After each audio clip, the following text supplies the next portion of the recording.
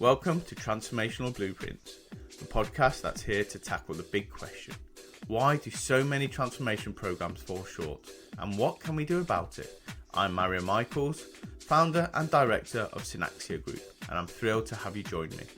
In this series, we go beyond theory, bringing you first-hand stories and insights from some of the world's top architecture and transformation leaders. It's all about sharing real-world lessons, sparking fresh ideas, and giving back to the architecture community. So whether you're looking to learn, be inspired, or stay ahead of the curve, grab your coffee, settle in, and let's dive in together.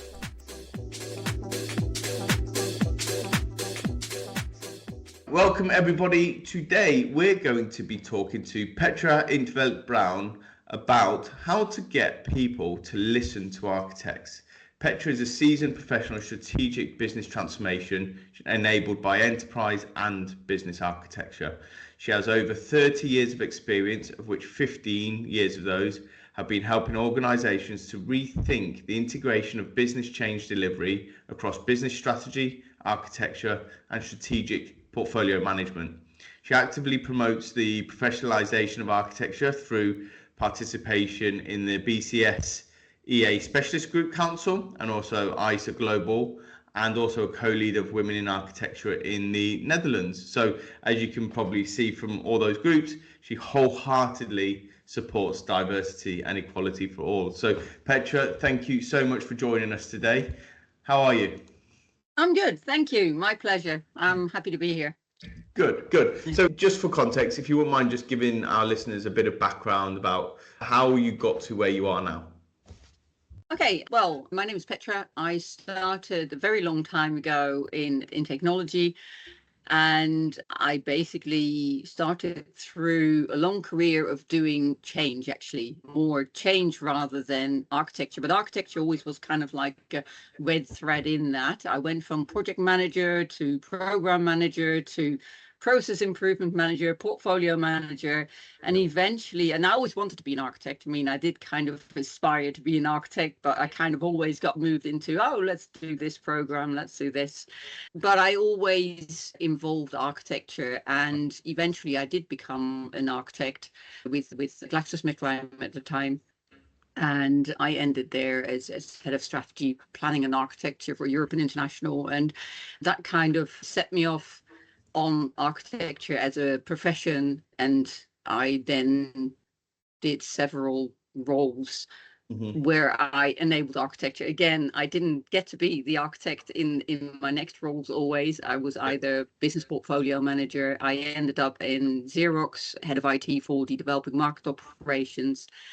And then I decided I was doing an awful lot of work and I had 3 kids under 5, and I had a lot of people worldwide, and I decided to become independent. And that's when I looked back at my career and said, okay, well, what's been the common thread? And architecture was really the one thing that I kept coming back to. So I decided to make that the key part of my independent consultancy career, which has been the last 15 years. And that's interesting, because a lot of architects do often, one of the things is that they never actually get anything delivered, or there's nothing around this architect did this and this was the impact it had. And I'm forever telling people to put it on their CVs and to talk about it in interviews and so on. So coming from that delivery background of project and program change is probably stood you in good stead in terms of that real piece, really. So in this series, we're asking people to ask a question to their next guest, and the person before you has asked, what were the moments that you thought Forest Ranger, in his terms, maybe it's a nice next career move? So I think what he means, and this is Gerben, who I believe you know, where you've looked at it and gone, I am really pushing a rock up a mountain here, I need to get out of architecture. Well, to be very honest, I get to that moment in every assignment. I think that people take on board an architect and think that's a really good idea. Everybody's doing it, must be really good. Or they really have done it in other organizations. And architecture is one of those professions that has an impact on the whole organization, on the whole change environment. So you have to bring a lot of people together, and everybody initially thinks, oh, that's a fantastic idea. Everybody's on board. We're going to change, finally going to do something about transparency and working together. And then eventually they realize that they need to do hard work as well. Yeah.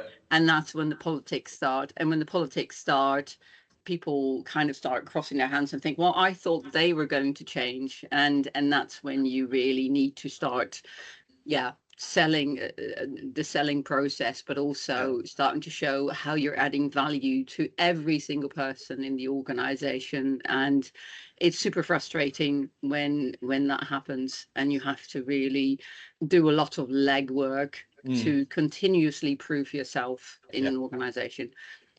And that's okay. I think it's actually the better approach, because you do continuously add value. And I think it is a question of adding a little bit of structure, adding a little bit of value, and it's that whole kind of like back and forth. And it's okay, because people it takes a bit time for people to get used to a new way of working. So and it is, for most people, it is actually a new way of working and a new way of thinking. Yeah, absolutely. And that leads us really nicely on to a question I ask everybody is what you think makes a great architect in today's world. Because I think 10 years ago, I think a lot of people would have said, oh, they need to have the technical capability. Whereas I think the answer to that now is a little bit different, which is why I'm asking everybody. Yeah, I think architecture has more to do with change than it has to do with technology. And I think originally people like Zachman, they actually didn't intend it to be a technology profession. They intended for it something to create transparency in organization, to create structure, to show all the moving parts and how they really work together. That's what's different, is that it's about change. And as we change faster and faster and faster, having that transparency across the organization that enables you to create a structure that provides insights and information for organizations to make decisions fast. I think that's a key skill that we need to have. It's about being able to link what the organization wants to do, understanding where the impacts lie within the organization, and immediately translate that to what's the impact of what we're trying to propose here and what would be the consequences. And then you can help the organization de-risk that, basically. And that comes from a perception within the organization around what do we perceive, or how they perceive architects to be, and how it differs to how they want to be seen. How currently, from your experience, how do you think architects are currently perceived, and how does that really differ to how they want to be seen? Yes, I think it's different in every organization. Of course, it's dependent on the maturity of the organization, size, and if they're like corporate or not corporate. But in an established organization where architects have been for quite a long time, they're usually seen as blockers. And that's because they have a lot of insight on the information on the organization. So when you start in an organization, the key about architecture is to provide information and to provide insights and to provide facts, data, and to kind of become that trusted relationship, that trusted partner with the business. And once that grows, they start trusting you, and they start delegating really some of the decision making, or sometimes even the roadmap to you. That means that you hold a key position in which you almost test impacts of things that potentially might not be the best course of action, or it might have consequences. And because people then build governance structures around it, it's always the architects that say no. So the game becomes, how do I avoid the architect? How can we do things before the architects realize that we're doing it and we can't really go back? And I think the architects really need to try and turn that around by actually being enablers. So it's not about not being able to make the change, because as humans, we are kind of like predisposed to cut corners. We like cutting corners.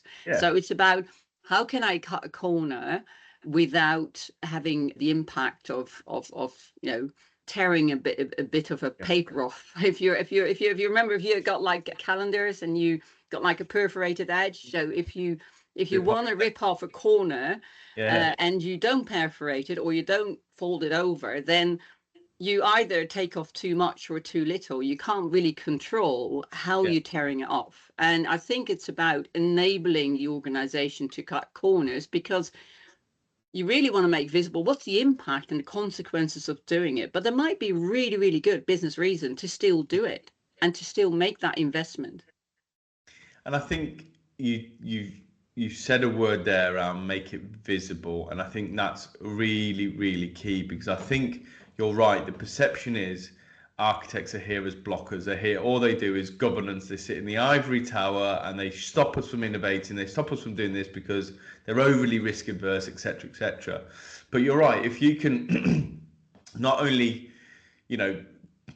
cut the corner, but also make it visible as to why you've cut the corner, then you're educating the wider business around, right, this is why we're doing it. Yes, we are cutting corners, but this is the impact it could potentially have. And actually, when we balance that against the risk profile, it makes absolute sense. But, what that has to be done in a really cute way, though, because you can't do that all the time. You've got to, how do architects balance that transparency with structure and then also speed, because the business wants stuff done now, and with everything that's happening super quick, technology changes and so on and so forth, everything's happening really quickly. So you need the speed, you need the structure and the transparency. How do you do that? I think the key is to build a common language with the organization. So in architecture, we tend to be calling it the reference architecture, but it's also almost like a big index on the organization. So if we talk about the top level of our architecture, which is kind of business capabilities, they're based on the value chain usually, they describe what the organization does. And if you can just simply say to somebody in the organization, hey, when you have a change, when you want to do something, just look at these capabilities and look at what you touch. And if you do that for every project, then you can actually turn that information around and say, hey, where do I touch the same capabilities as other projects? Or what's the strategy that's already happening there? What are the KPIs that are running there? What are the systems that are kind of connected? And you don't have to go to the bits and bytes. Sometimes you see architects and they have an analysis and it's like 3-week analysis before you get an answer. And it's like, no, I really quickly want to go, I'm touching this. What's happening there? Oh, these are the people, these are the processes, these are the technologies, these are the projects that are already running. And actually, that's the direction we want to go for. Does that make sense? So you can very quickly do a very high level risk analysis or an impact analysis to say, hey, because sometimes it's just get people to talk to each other. Hey, they're already doing something. Should you be, using their budget instead of yours? They're going to speak to them, see what they're trying to do. Exactly. Yeah. And that's a real practical way to align business priorities and outcomes with, whatever it is, whether it's technology, it's people, it's process, or whatever it is. It's, if an enterprise architecture function or practice, or even just one enterprise architect, depending on the size of the business, is sat in the right position within the organization. And I'm not talking sort of hierarchy or anything like that, or reporting lines, but just sat in the right place. They're able to go, right, this is what the business is trying to achieve, right? So what are the work streams that are working towards that? Who's involved? How do I build a relationship with them? Can I tie people together to say, look, you guys can go, or you folks can go in your own direction. That's absolutely fine. And you probably will achieve something, but actually together, you'll save cost, you'll save time, and you probably get a better result. Fine. And again, it's about being that advisor, isn't it, rather than the decision maker. So how does making that information transparent, that architectural information transparent, help businesses make better and faster decisions? And how can architects make information transparent? I think it's about getting close to the change process.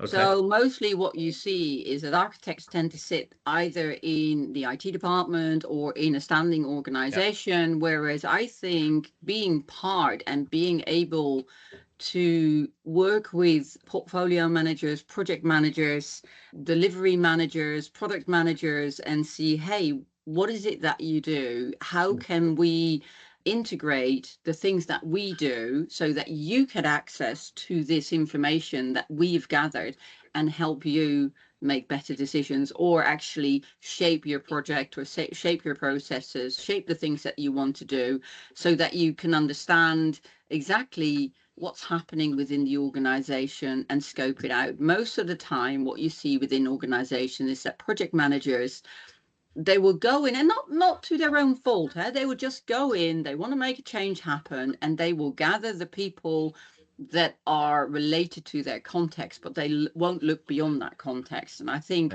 when they work with an architect, and that architect can show, hey, because we're linking it to this capability model with a value chain that can show you that this capability, the next capability is, for instance, the supply chain, or the previous capability is actually resourcing. So if you know those are your upstream and downstream capabilities, then you also know who to work with and who needs to be at the receiving end of the projects that you're delivering. So changing something in one part of the organization usually has a consequence somewhere else. Yep. So making that visible, and I would say you can't unsee what you've seen. Yeah. I truly believe that people do their best, and they're not trying to really do something bad for the organization, but they're just not seeing the full picture. So I think if you can just make that visible, and they go, I usually, when I've put people together, and you put them into a room where they've usually been working in silos, you can see that when you show them that they have an impact on each other, they start talking to each other, or they start sharing ideas, they present what they do, and they automatically start collaborating, because that's just in our nature. Yeah. I think it would be very, very surprising, I think, or I've not really seen it, for people to actively avoid the things that they've seen. So they say, oh, I've got an impact on that, let's not go talk to them. Let's put under the carpet. Now, you're a believer, and we touched on this briefly, you're a firm believer in that architects should be advisors or facilitators rather than decision makers. Why do you think that? Well, I think we have this is a really horrible thing to say, but I think there's almost a little bit of an illusion of grandeur within organizations. So a lot of organizations grow. A lot of architects grow within organizations. It's not like you become an architect. 9 of the 10 architects, they come from a different part of the organization. Either they came from the business analysis route, or they come from a technology route, or they come from a business change route, and they become architects because they've seen the struggles of change, etc. But they grow through an organization, and mature organizations, and then in those organizations, the business has already had a trust relationship with that architecture. So that architecture then is in a position to maybe take on some delegated authority, make some decisions. Then they come into another organization, and the perception is that they should be making decisions. But they shouldn't. They should be gathering information, linking it to the various components in the organization, and create transparency. But the problem is that when you do that often enough, people go, oh, Petra gives advisory, or if the architect gives advice, and it's always followed. And it's almost like people think, well, I'm giving you advice and you should follow it. No, you're actually providing insight on what the consequences of the proposed change is. And if the organization has a reason to still do that, then we should basically deal with the consequences and adjust. Because the context changes, and the impacts change, and we just adjust. We don't, it's not about saying no. It's about, what does it take to make it happen? What are the consequences? How do I de-risk them? How do I help you make this change happen? And that's really, I think, would stop people trying to avoid you, if you're gonna. Yeah, absolutely. But there is this underlying rhetoric around architecture and how they never hold themselves accountable, or they're never accountable for their decisions, or whatever it may be. This is really high level, by the way. Is that not just another opportunity for an architect not to be held accountable for, well, I suppose they're not making a decision, but influencing a decision, because they are influencing, aren't they, with the information they have somehow? Well, I think, yeah, I mean, Sorry to be it's a controversial. bit, no, it's a bit of a question where you think, well, is it accountability? It's difficult. So would you say that a portfolio manager is responsible for the success of every program in its portfolio, or is it the project manager, or is it the business owner? Yeah, That's it's just it's a combination of all of them, isn't it? exactly. So what you are responsible and accountable for in the architecture is to make sure that you work with the right people within the organization, that you validate what you create with the organization so it actually reflects the organization. You need to make sure that you keep your information up to date. That means working with people in the organization and ensuring that the information is right, that it doesn't get outdated, but you need to have the time for that. And that's a really difficult balance because of this avoidance and because of the fact that it feels to a lot of people, why does the architect need to be everywhere? No, it's not. We're just sucking up information. Yeah. But if we're not there, then we might be working and arguing on outdated information. So I think having that relationship and being part of the change process becomes ultimately very, very important to be able to take accountability for the type of advice that you give. And I think that, yeah, go on. Sorry, no, you carry on. Sorry. No, you go. I was going to say, but I suppose the overarching thing is to make sure that they're not slowing down, the architect isn't slowing down the decision-making process by exactly overly governing it or whatever it may be. So I think it's how much detail do you need? So how much detail do you need? So I think the architect should be measured on the speed of decision-making, the accuracy of the roadmap, so as in how much does it reflect what we're doing in the organization? What are the things that came to pass, as in the advice was sound, but also in a negative way? What did did I get it wrong? Did happen when people didn't follow your advice? So and it's not like an I told you so. You should steer away from that, but you should at least always record what is happening within the organization. So a lot of times architects don't always record the things that we don't do or the decisions that we didn't make. And that's important because that basically shows you the consequences of the thing, or at least the things that have happened because we took certain decisions. And they don't have to be bad. It just says, hey, we took a decision here and that's why we're doing this. That's why we've got this consequence. And I think that is a level of accountability. You have to step up. You also shouldn't be afraid to communicate what you're seeing. So I think a lot of people are being made to not speak up. And I think that's why, that's why I just interrupted you, because we talk too much. No, but if you're not speaking up, I think that's when you fall down as an architect. So if you do not speak up when you see the consequences, it might be that the organization doesn't want to do it, and that's absolutely fine. It's your typical sort of feedback loop, isn't it? We made this decision, this is the impact it's had. This is what the information we had at the time.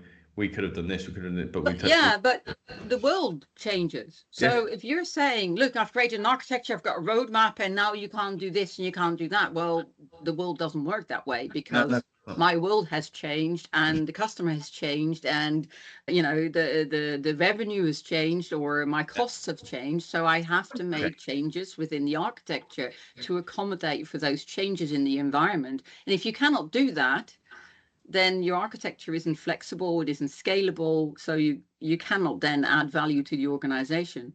And a lot of architects say, oh, nobody listens to me, or how do I get somebody to, I've got really good ideas, how do I get someone to listen to me? And, that's the topic of this episode, I suppose. What's the key to making those insights from an architectural perspective heard and valued? How can architects get people to listen to them? I think the key is to basically come with useful information. Yeah. I think it's about coming with facts and data and repeatedly come with the right information. You have to have underpinned information. So I've been in organizations where they said, oh, I was expecting you to create a picture. And I'm like, well, we don't really do pictures. We do visualizations of the analysis that we did. So I do analysis, and that analysis results in a simplified picture of the situation. But because we draw so many pictures to visualize things, because complex things are usually much better shown in a picture. Yeah. Rather than in huge amounts of data. And I'm currently working with someone who always says, I hate your spreadsheets, all your data. but yeah, translating that into a simple picture is really important. Simplifying the information, but also tailoring it to the audience. So architects, we have this bad trait, which makes us architects, and we like to know everything about everything. Yeah. But our audience doesn't. They only want to know what it means to them. Yeah. Yes. So if you have a consequence that is really impacting something else in your organization, then get the person who is actually impacted involved in the decision making. So I've had a situation where we had two directors. One wanted to start now, and the other one said, I can't start, he can't start yet. And we saw there was an impact, and these people never really wanted to talk together. We couldn't, or the department I work with, they couldn't convince either party that, you know, what they were saying was right. And I said, just put them in the room. So we put them in the room, showed them the roadmap and said, fine, you do this, this happens. We took one box and put it to the left, and all the things started moving around on the picture, and they went, oh, we need to talk. Yeah. And they make the business decisions. We don't make the business decisions. We can see the impact, we can see what's happening, but just bring the people who are involved in that decision into the discussion so that they can have that engagement and understand. And they also are able to say, well, this impacts me this way. You can't do this because of. Whereas if you say it, it's like, you know, a bit more abstract, or it's not really clear. And you're familiar with reference architecture being the bridge between, because sometimes that high level strategy is what puts people off, isn't it? Like, we don't really need to know about that, or we don't need to know about that practical implementation. We just need to know how it links to our business goals and our outcomes or whatever. So just not dumb it down, but simplify it. We don't need to know all the detail. Reference architecture can be that bridge between high level strategy and practical implementation. Yes. You believe? How so?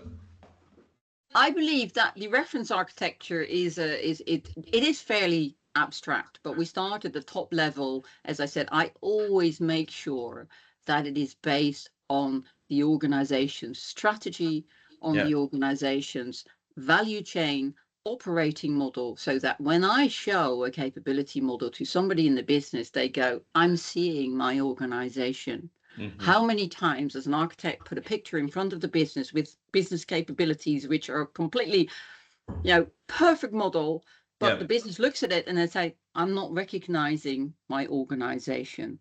The more you reflect that in like an end-to-end view that shows, hey, capability A, B, C, D, E, F at the very top level represent the value chain, and from there you can plot value streams on it. You can show your, you know, value to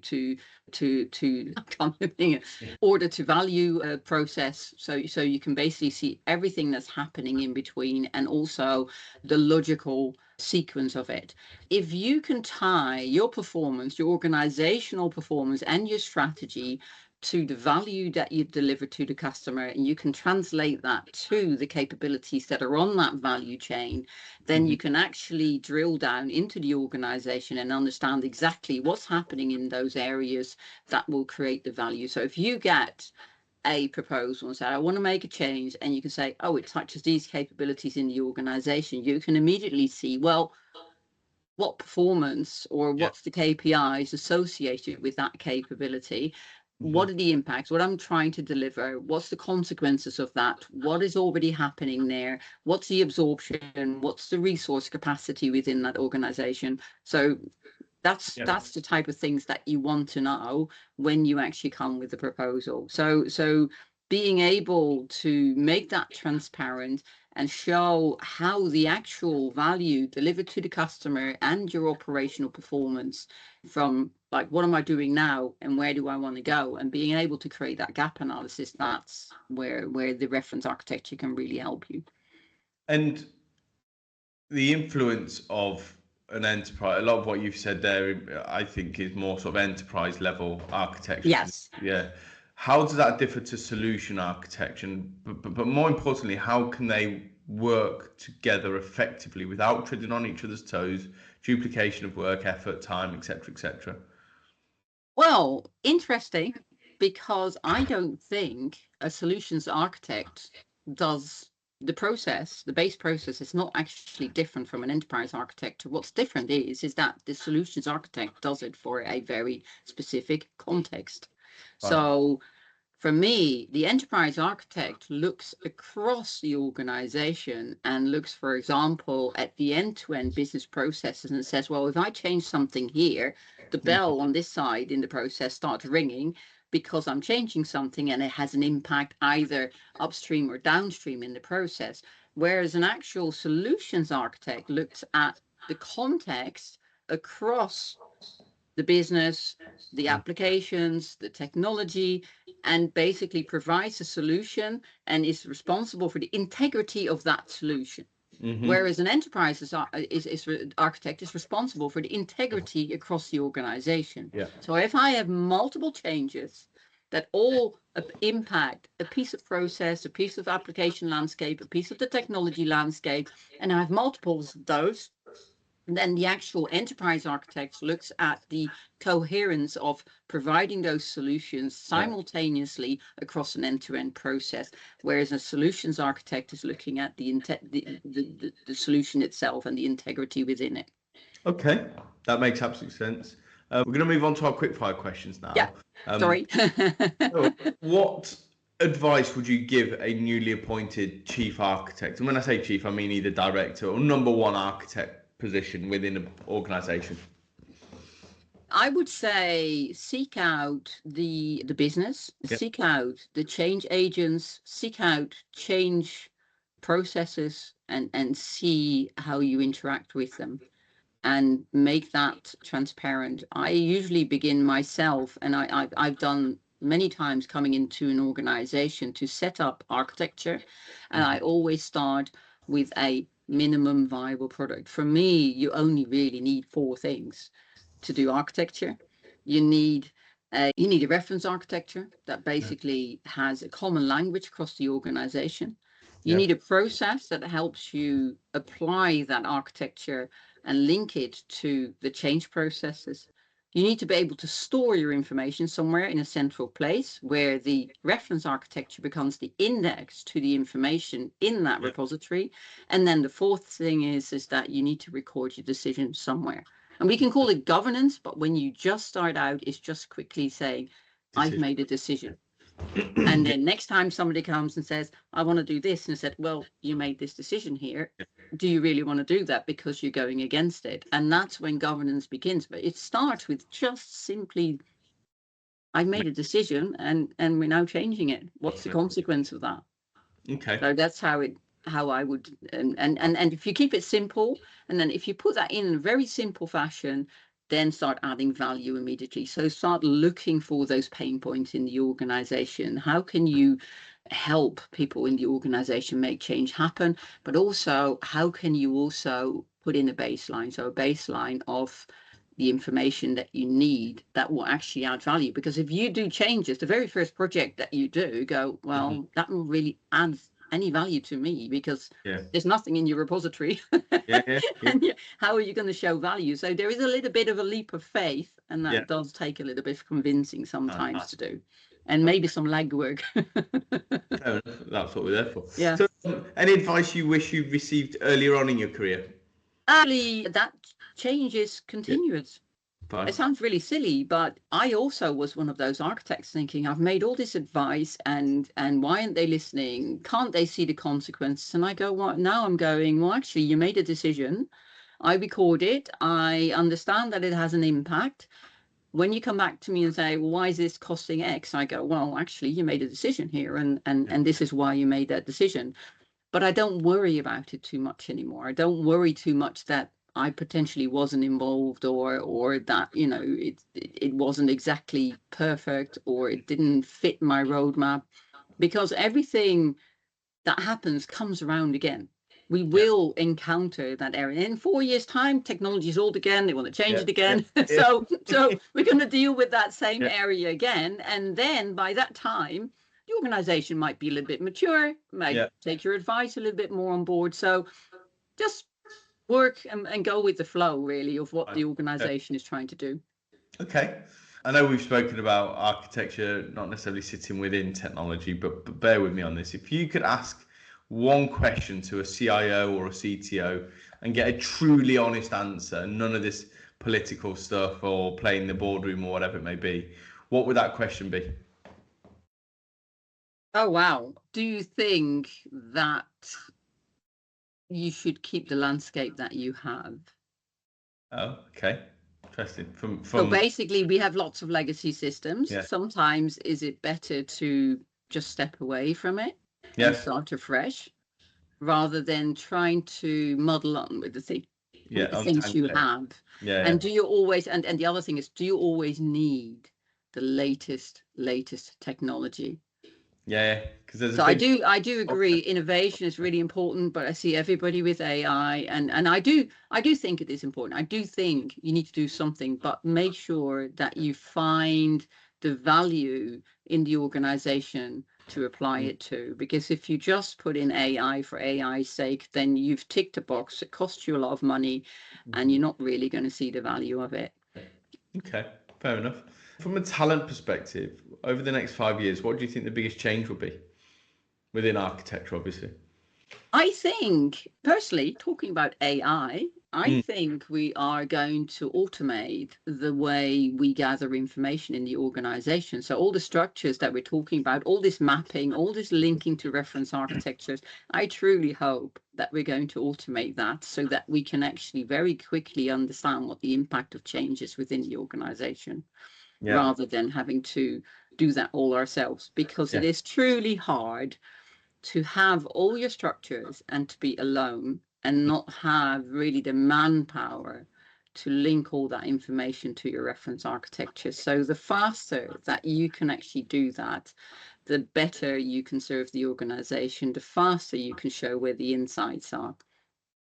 Brilliant. Yeah, okay, like that. Now, at the beginning of the episode, you got a question from Gervin. What's your question for the next guest?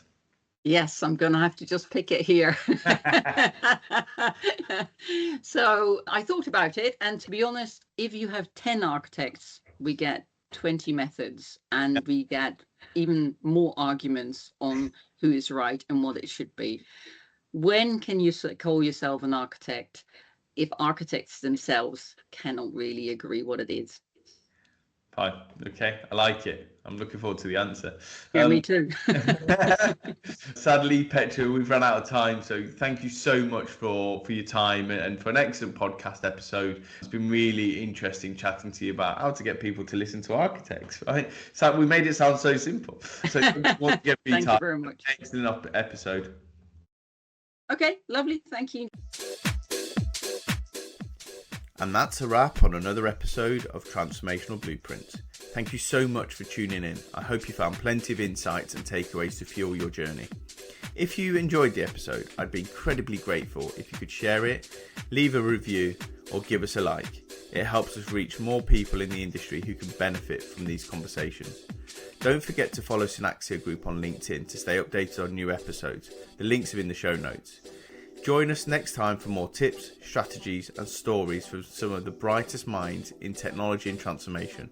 Until then, take care and keep transforming.